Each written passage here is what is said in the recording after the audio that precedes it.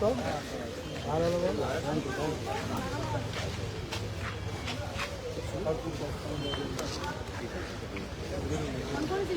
Hello audio check.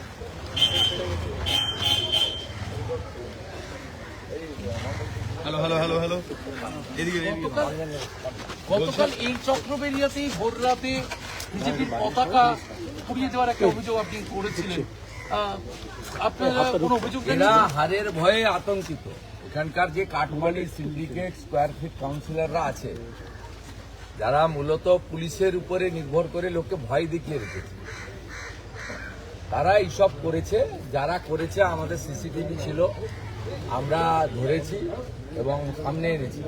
এখান থেকে আমাদের বিজেপির যে অ্যাসেম্বলি কার্যালয় সিসিটিভি চুরি হয়েছিল, আমি আজকে আবার নতুন সিসিটিভি এখানে আমাদের যারা মন্ডল প্রেসিডেন্ট অ্যাসেম্বলি কনভেনার তারা লাগিয়েছে এবং যে পতাকাগুলো হারিয়েছিল এখানে আবার আজকে পতাকা টাঙানো হলো। এটা ভবানীপুর বিধানসভা মানে এখানে ভারতীয় জনতা পার্টি বা বিরোধী দল আসতে পারবে না। এখানে কাউন্সিলর আর পুলিশ যা বলবে তাই করবে, এটা হতে পারে না। আমি সেই কারণে এখানে এসেছি। সোশ্যাল মিডিয়া প্রেস তো আছে, ওটা সেফ জোনে করা হয়, কিন্তু মাটিতে আসতে হয়। মাটিতে এসে আমাদের বিজেপির মর্যাদার পতাকাকে পুনরায় টাঙালাম।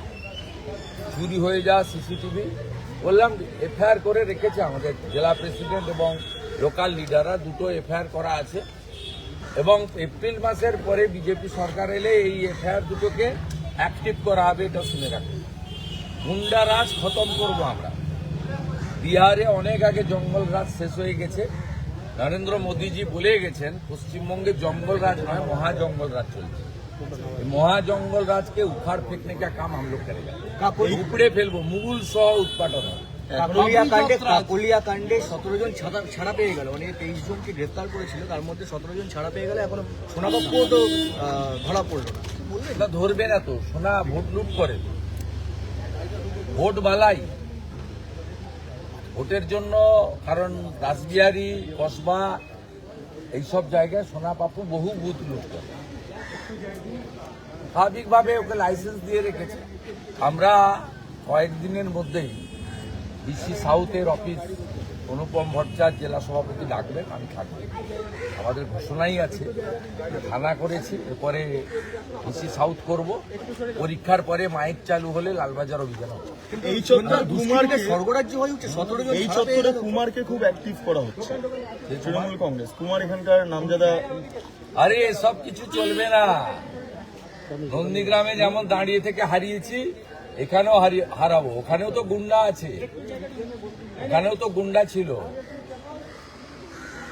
এখানেও তো গুন্ডা ছিল। সব গুন্ডারা চলবে না। মানুষ যাকে চাইবে সেই হবে। মমতা বন্দ্যোপাধ্যায় একটা টুইট করেছেন, টুইট করে সেখানে বাইরে গিয়ে যে বাঙালিরা আক্রান্ত হচ্ছেন সেই বিষয়টা বারবার উত্থাপন করছেন এবং কিছু বিধায়করা তারা প্রাদেশিকতা ছড়াচ্ছেন, বিহারি, বাঙালি, পাঞ্জাবি এই সমস্ত করে। কলকাতা শহরে লাভ হবে, লাভ হবে না। হিন্দুরা বিভক্ত হবে না। কোনো হিন্দু রাষ্ট্রবাদী এবারে বিভক্ত হবে না, ভাষার নামে জাতের নামে বিভক্ত হবে না। আমরা শুরু করি ভারত মাতা দিয়ে, শেষ করি ভারত মাতা দিয়ে। উনি যে চক্কর করছেন, এই চক্করে এবারে হিন্দুরা পড়বে না। উনার আমলে কোনো হিন্দু, সে গুজরাটি হিন্দু হোক, মারাঠি মহারাষ্ট্রের হিন্দু হোক, ইউপির হিন্দু হোক আর বাঙালি হিন্দু হোক, কেউ ভালো নেই। কারোর বাড়িতে চাকরি নেই, শিল্প নেই, রোজগার নেই, হাহাকার অবস্থা। আপনাকে বারবার আদালতে যেতে হয় মিটিং মিছিল করতে। আজকে হুমায়ুন কবির উচ্চ মাধ্যমিক পরীক্ষা চলছে, সেখানে বাইক র্যালি করছে, এত গাড়ি নিয়ে বেরিয়েছে, মানে একই মুদ্রা দুটো পেট। বাবরি যাত্রা এই কারণেই পরপর 3 দিন বেলডাঙ্গাতে জাতীয় সড়ক রেল মার্গ বন্ধ করে অত্যাচার হয়েছে, পুলিশ দর্শক ছিল। মুখ্যমন্ত্রী বলেছেন শুক্রবার দিন একটু হবে, আমি এটা করতে পারবো না। মুখ্যমন্ত্রী নিজে বলেছেন। অর্থাৎ ওদের ক্ষেত্রে ছাড় আছে, ওদের ক্ষেত্রে ছাড় আছে। নামটা হুমায়ুন কবির, একটা বিশেষ সম্প্রদায়কে প্রতিনিধিত্ব করছেন। উনি আত্মসমর্পণ করেছেন ওদের কাছে। কিন্তু হুমায়ুন কবিরকে থ্রেট করা হচ্ছে। বিজেপিকে আনুন, বাবরের নাম মুছবে। মমতা থাকলে বাবরের নাম লেখা থাকবে। তৃণমূলের তরফে বারবার বলা হচ্ছে বন্দে মাতরম, আর না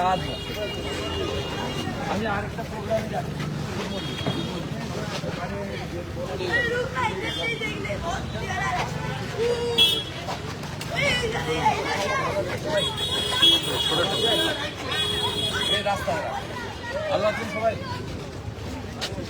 আছে আমার জন্য কিছু পরামর্শ কিছু আছে? কিছু সাজেশন আছে?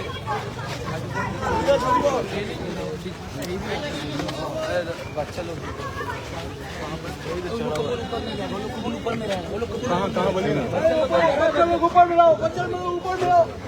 নমস্কার। কোথায় কিস तरफ है